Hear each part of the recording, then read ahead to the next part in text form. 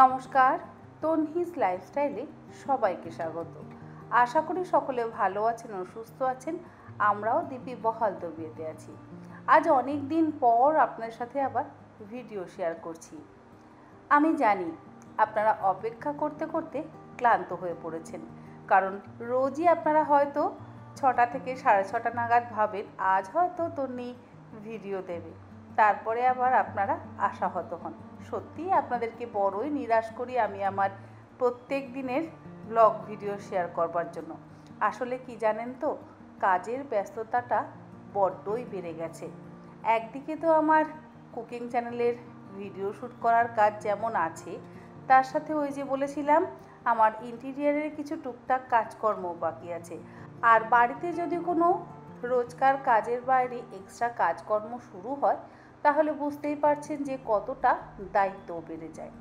যাকে অনেক কিছু বললাম, এখানে আমি আর ছেলে দুজনে বড্ডই ব্যস্ত কিছু জিনিস কেনাকাটা করবার জন্য। একবার ভাবছি অনলাইন থেকে কিনবো, আবার ভাবছি হোম সেন্টার বা হোম টাউনই হোক বা অন্য কোনো স্টোর থেকে, যে কোনো জায়গায় নিজে দেখে যদি কেনা যায় আমার আবার সেটাই বেশি ভালো লাগে। তবে ওই যে আজকালকার দিনে ছেলে মেয়েদের সাথে একটু আমাদের মতের অমিল তো হয়েই থাকে। ছেলের পছন্দ অনলাইন থেকে কেনাকাটা, সেই জন্য একদিকে আমি বসেছিলাম এডিটিংয়ে আর ও বসেছিল জিনিসপত্র দেখতে, মানে অনলাইন থেকে কী কী কেনা যায়। ওইদিকে আমার ইলেকট্রিকের যে সমস্ত কাজকর্ম টুকটাক বাকি আছে সেগুলো করতে চলে এসেছে মনোজি। মাস্টার বেডরুমের ড্রেসিং ইউনিটে কিছু প্রোফাইল লাইট লাগানো বাকি ছিল, সেগুলোই আজকে মনোজি লাগিয়ে দিচ্ছে। এই সমস্ত টুকটাক কাজকর্মগুলো একটু বাকি রয়ে গেছে। মোটামুটি ইলেকট্রিকের সমস্ত কাজই শেষ হয়ে গেছে, তবে ইচ্ছে আছে ব্যালকনিতে আর একটু প্রোফাইল লাইট লাগাবার। দেখা যাক, আগে ব্যালকনিটা ভালো করে সাজিয়ে গুছিয়ে নিই, তারপরে যদি সেরকম কোনো ডিজাইন মনে ধরে তখন সেখানে প্রোফাইল লাইট লাগাবো। এখন এই প্রোফাইল লাইটের কিন্তু ট্রেন্ড চলছে, সত্যিই ভীষণ ভালো লাগে। হালকা করে একটু লাইট দেয়ালের ওপর পড়ে আর চারিদিকে লাইটগুলো যে ছড়িয়ে পড়ে না, সেটা যেন দেখতে ভারী সুন্দর লাগে। এই যে দেখুন কি সুন্দর অল্প অল্প আলোর আভা, এইগুলো যেন অন্য একটা সৌন্দর্য তৈরি করে। আমরা ছোটোবেলায় আমাদের বাড়িতে একটা যদি টিউবলাইট লাগাতে পারতাম তাহলেই কত আনন্দ পেতাম। এখন আমরা কত রকম লাইট লাগাচ্ছি আমি আমার নিজের ফ্ল্যাট তৈরি করবার জন্য। আর কিছুদিন আগে আপনাদের অবশ্য বলেছিলাম ছেলের বার্থডের জন্য একটা গিফট অর্ডার করে এসেছি। এই হচ্ছে সেই গিফট। অনেক দিন ধরেই ওর পছন্দ ছিল রিক্লাইনার, তাই হোম সেন্টার থেকেই এই রিক্লাইনারটাকে অর্ডার করে এসেছিলাম। এটা থাকবে অফিস রুমে, যার যখন একটু বিশ্রাম নেওয়ার প্রয়োজন পড়বে তখন এই রিক্লাইনারটাতে বসে একটু বিশ্রাম নেওয়া যাবে। আর ওইদিকে আমার উইকার বাস্কেটটাও এসে গেছে। এইগুলোই ছেলে অবশ্য অনলাইনে অর্ডার আগে থেকেই করে রেখেছিল। এছাড়াও বেশ কিছু টুকিটাকি জিনিস অনলাইন থেকে অর্ডার করা হচ্ছে, যেটা আজকে সকালে মা আর ছেলে দুজনে মিলে বসে ঠিক করে নিলাম। আর এদিকে আমার রান্নাঘরে একটা উইকার বাস্কেটের প্রয়োজন ছিল, সেটা অবশ্য অনেক দিন আগেই অনলাইনে অর্ডার করে দিয়েছিলাম। এর একটা আলাদা মাপ আছে, মানে এক একটা উইকার বাস্কেটের এক এক রকম মাপ আছে। আমার যেরকম মাপের উইকার বাস্কেটের প্রয়োজন আমি সেরকম মাপেরই বাস্কেট অর্ডার করেছিলাম। আর একটা সাইডে থাকবে আলু আর আদা, আর একটা সাইডে থাকবে পেঁয়াজ আর রসুন, মাঝখানে একটা পার্টিশন আছে। এই রকম দেখেই আমি অর্ডার করেছিলাম। রাজুরা তো এখন কাজ করছে, তাই রাজু এটা আজকে একদম ফিটিংস করে দেবে। এটাই শুধু আমার রান্নাঘরে লাগানো বাকি ছিল। এই কাজটা হলে মোটামুটি রান্নাঘরটা আমার কমপ্লিট হয়ে যাবে। এরপরে আপনাদের সাথে আমার রান্নাঘর ট্যুর অবশ্যই শেয়ার করব।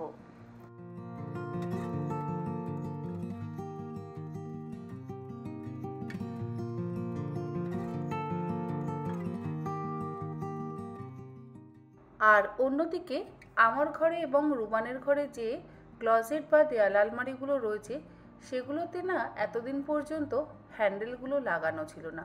সেগুলো আবার আমি আর রুবান দুজনে মিলে বড়বাজার থেকে কিনে এনেছি।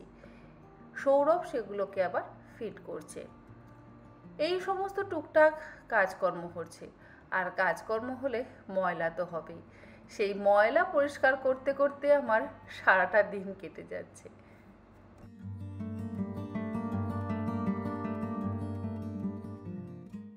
এখন এরকম লম্বা লম্বা বড় বড় আলমারি বা ক্লজেটের হ্যান্ডেল লাগানো হচ্ছে।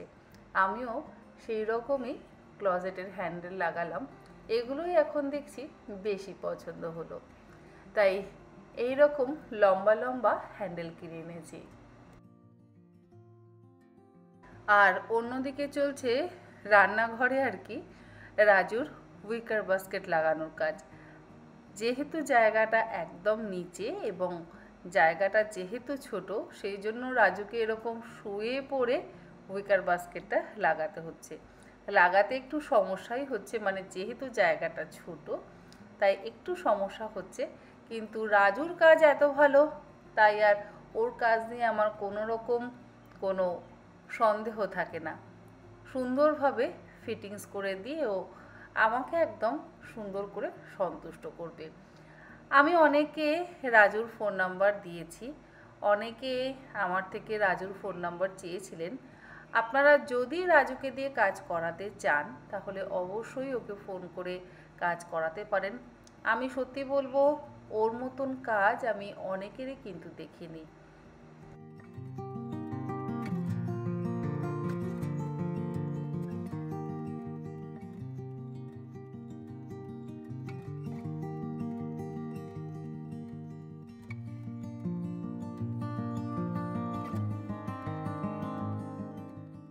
সারা দিন ধরে 4টে ঘরেই কাজ হচ্ছে।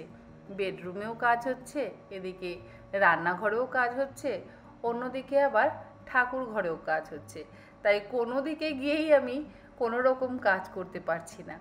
সকলে চলে যাওয়ার পর তারপর আবার কুকিং চ্যানেলের জন্য ভিডিও শ্যুটটাও করতে হচ্ছে। এই রেসিপি অবশ্য অলরেডি আমি আপনাদের সঙ্গে শেয়ার করেছি। বানাচ্ছিলাম 3 রকম কোল্ড কফি। ভাবলাম সবাই একটু ক্লান্ত হয়েছি, আর কোল্ড কফির রেসিপিটা আপনাদের সঙ্গে শেয়ার করি, আর বাড়িতে যারা আছে তাদেরও কোল্ড কফি খাইয়ে একটু ক্লান্তি ভাবটা দূর করি। বড্ডই গরম পড়েছে। এই প্রচণ্ড গরমে চা কফি যেন আর একদমই খেতে ইচ্ছে করছে না। বারবারই মনে হচ্ছে ঠান্ডা ঠান্ডা যদি কোনো রকম খাবার পাওয়া যায় সেই খাবারটাই খেতে বেশি ভালো লাগছে। কোল্ড কফি বানিয়ে সকলকে খাইয়ে তারপর চলে এসেছি সবজি বাজারে। শুধু যে সবজি বাজার করতে এসেছি তা নয়, মাছ বাজারও এসেছি। আসলে কয়েকজন ঘনিষ্ঠ আত্মীয় বাড়িতে আসার কথা আছে। অনেক দিন ধরেই ভেবেছিলাম তাদেরকে ডাকবো, কিন্তু কিছুতেই যেন আর সময় করে উঠতে পারছি না। আমি সবসময় মল রোডে সুজিতের কাছ থেকেই আমার সমস্ত রকম মাছ কেনাকাটা করি। এই যে দেখুন 3 কিলো ওজনের একদম জ্যান্ত কাতলাটা আমি আজকে সুজিতের থেকে নিচ্ছি। সবসময় একদম জ্যান্ত মাছই কিন্তু আমি সুজিতের থেকে পাই। আর যদি এক্সট্রা কোনো মাছ আমার নেওয়ার প্রয়োজন পড়ে তাহলে ওকে আমি আগে থেকে ফোন করে বলে দিই, ও আমার পছন্দ মতন মাছ এনে রাখে।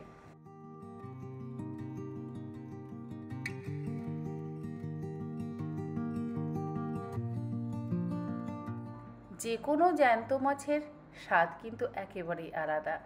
আর এত বড় সাইজের জ্যান্ত মাছ যদি পাওয়া যায় তাহলে আর ওই বরফের মাছ খেতে যেন একেবারেই ইচ্ছে করে না।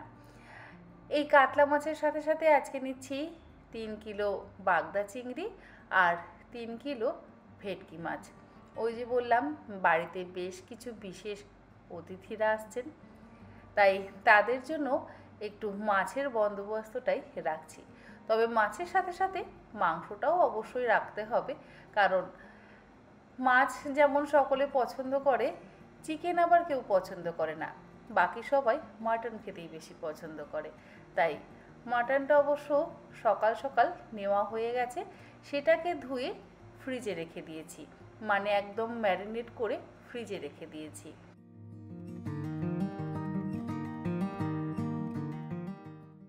একদিকে বাড়িতে মিস্ত্রিদের কাজকর্ম চলছে, অন্যদিকে আবার বাড়িতে আসবে আত্মীয় স্বজন, তাই চাপটাও বড্ড বেশি। তারই মাঝে অল্প অল্প করে একটু ভিডিও শ্যুট করে রেখেছিলাম।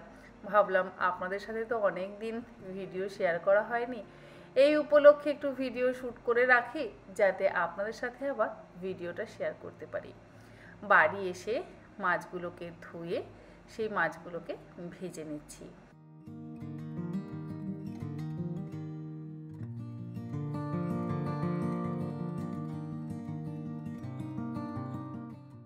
এইদিকে সবুজ ঢাকনাওয়ালা বক্সের মধ্যে মাটনটা ম্যারিনেট করে রেখে দিয়েছি, আর চিংড়িগুলোকে ধুয়ে জল ঝরিয়ে নিয়ে অল্প একটু হলুদ দিয়ে হালকা করে ভেজে রেখেছি। বানাবো চিংড়ির মালাইকারি, কাতলার কালিয়া, মাটন কষা, ভেটকি মাছের ফিশ ফ্রাই। এছাড়া আরও অন্যান্য রান্নাবান্না তো আছেই। দেখা যাক বাকি রান্নাবান্না কতক্ষণে সারতে পারি। সমস্ত রান্নাবান্না যদি আগে থেকে করে রাখি, তাহলে আবার বাড়িতে যারা আসবেন তাদের সাথে জমিয়ে বসে আড্ডা দেওয়া যাবে।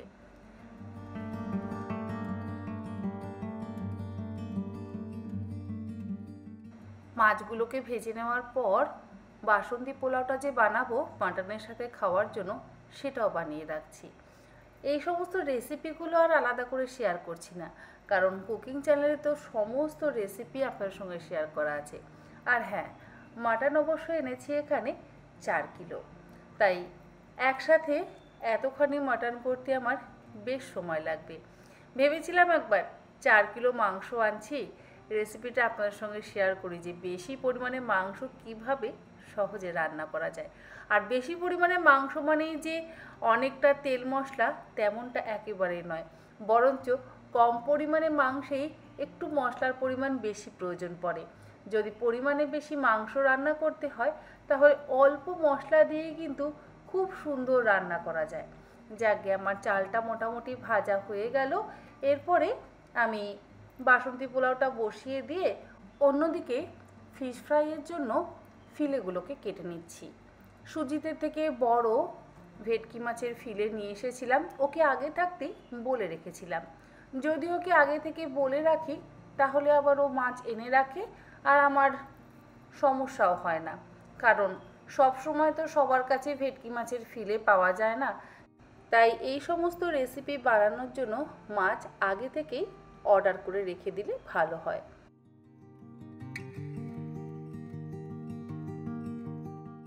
ফিশ ফ্রাই বানানোর জন্য আমি এরকম বড় সাইজের ভেটকি মাছের ফিলে কিনে এনে তারপরে নিজের পছন্দ মতন শেপ আর সাইজের করে মাছের ফিলেগুলোকে কেটে নিই।